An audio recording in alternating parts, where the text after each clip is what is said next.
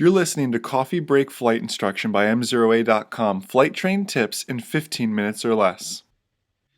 Hey everyone, Jason Shappert here of MzeroA.com alongside a good friend, CFII extraordinaire, Larry Diamond, also known as Uncle Larry. I always called you Lunkle Larry.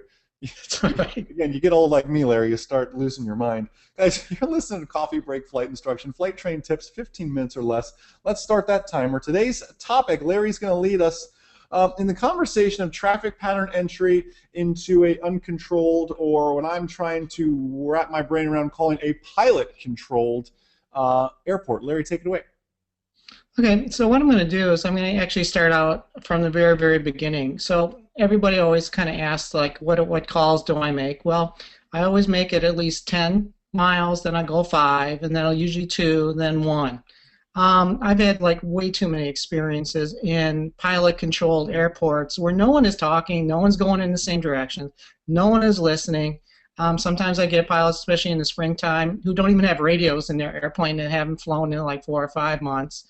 Yeah. And one of the big bugaboos that I know you have and I have is never, ever, ever say, any traffic in the area, please advise. Now that's really showing you don't read your FAR aim, number one. Yeah. That means you're really kind of like worried about, you should be listening, they should be listening. That's part of our PIC command responsibilities in order to do that. So I always do that. The other thing that I do is I always kind of like tell them what make of airplane that I'm kind of doing, such, for instance, a Cessna 152. So I'll say 68230, I'm a Cessna 152, and actually I tell them what color I am, because it's really, really hard to see 152s in the summertime coming into the traffic pattern, and so I'll tell them I'm a blue on white, just to kind of let them know. And then as I get closer, now the question is what part of the airport are you going to be entering? I always love the 45-degree to downwind type of thing, but sometimes you just can't do it, especially most of them are going to be left-hand patterns. If I'm coming from a north on maybe a 927 runway, I know I'm going to have to make a midfield crosswind. Now here's, if you look in the literature, you'll see there's actually 2 different ways of doing it. And the way I like to do it is I like to come at least 500 feet over traffic pattern altitude, because of course you've done your due diligence. You always want to know what your traffic pattern altitude is before you even left for the airport. And so I'll come in at least 500. If I know there's like turboprop or some kind of big other airplanes that require a higher altitude in the traffic pattern, I'll actually do at least 1,000 above that. Now what I do is once I cross over midfield downwind, I am announcing everything right before I turn. I'm going to cross the midfield. So let's say I'll take my airplane. Cessna 68230, going to make a left crosswind for runway, let's say 27.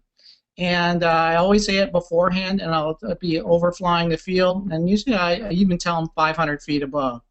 Mm-hmm. And then I'll go out 2 miles, get down to the traffic pattern altitude, and then do what I call a right teardrop entry. So you do a little nice 20 to 30 degree right-hand turn and enter your left downwind. And the other thing that I do is before each turn I announce, because sometimes people are still not listening, but it's better to announce before you make the turn, because especially like in Cessnas, you got a lot of blind spots, and it's a lot easier for other people to see you in a turn than it is straight and level, especially with all the kind of landscape behind you.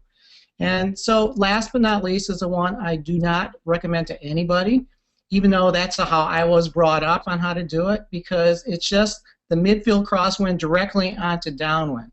Now that is just fraught with problems, because what you're doing is you're crossing 500 feet. You're actually only 500 feet above the traffic pattern altitude, but then think about it.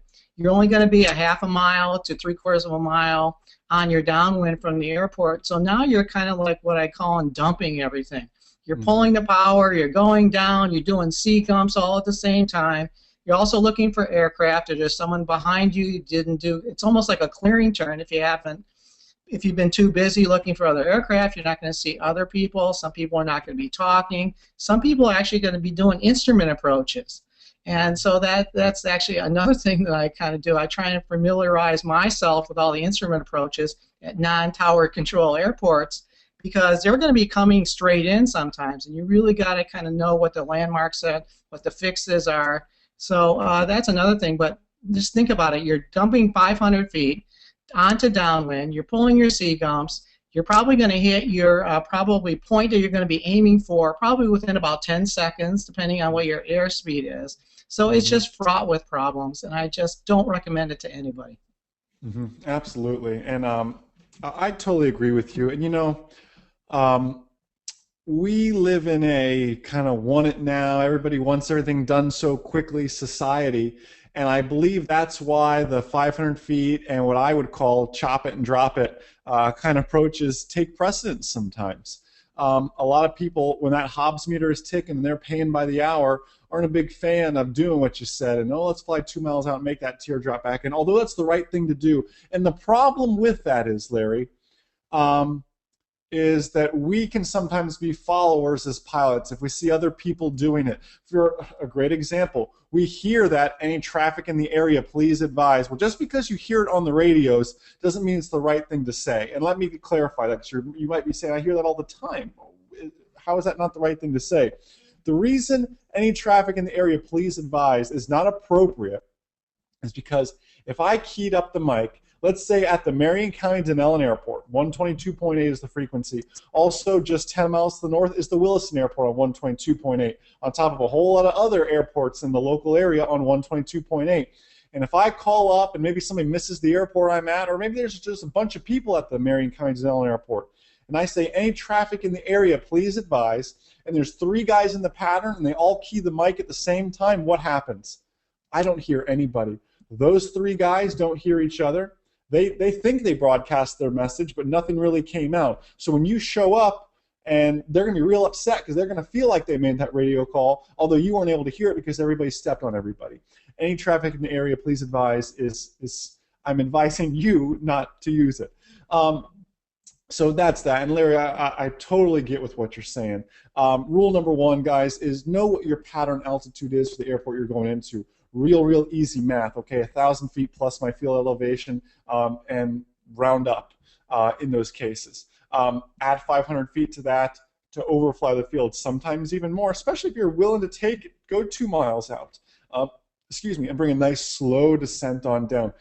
You notice too, Larry was saying make a right turn rather than a left turn. Well, why did Larry have you do that? Well, if you made a left turn at just 20 degrees, your 45 is really going to be more like a 90 if you end up making that left turn. He's having you make a right turn so you can truly come back and really target that 45-degree angle back towards that runway. Making radio calls every step of the way. Larry mentioned, I believe it was what, 10, 5, 2, and 1 are the mile markers you said, Larry. Yeah. I would back that up by the 10, 5, 2 and 1, 3 and 1, whatever it is. I like to give 1 right over top the field. Denellen Marion County traffic, Cessna 512 Romeo, right over top the field, 1,500 feet, going to be descending to pattern altitude for a 45 to left downwind, runway 23, Denellen Marion County. That sounds like a mouthful, but once you practice that, it's going to come out really fluently, and it's a very effective and concise radio call. I'd make another radio call as I kind of get mile and a half, when I'm about 10 seconds out from making that actual turn to 45. I would make that same call. Denellen traffic, or Denellen Marion County traffic, Cessna 512 Romeo is turning 45 to left downwind. Runway 23, Denellen Marion County. Let them know I'm 45 to left downwind. Let them know I'm established left downwind. Sometimes, I don't want to say you can never make too many radio calls, because you can. That depends on the situation. But when it's you and 2 or 3 other pilots kind of beating up the traffic pattern that day, it would behoove you and the other pilots in the airspace to make those extra radio calls. So, Larry, great topic. I appreciate you sharing that. I think that's something that we kind of fall victim to. We see everybody else doing this, so we just assume it's right. And just because everybody else is doing it doesn't mean it's right all the time. So good to get that out there, Larry. I think that's, and if anybody read the FAR aim or has read some of the FAR aim, you'll know exactly what we're talking about. So, guys, on behalf of Jason, myself, there's also one other thing I wanted to add. I'm sorry. No, go for it. Since you mentioned the FAR aim, I also have my students read 3 FARs. One is 91.113. They can do that on their own. 91.126 and 91.127. It talks about right of way. talks about converting, because sometimes I've actually, when I've been doing IFR approaches with my IFR student, of course we may want to do a totally different instrument approach. So it's always nice to know that that other person knows that they're always going to go to the right, and we're going to go to the right, and when to kind of do it. So I think that's really important, just to kind of put the bow on the package there.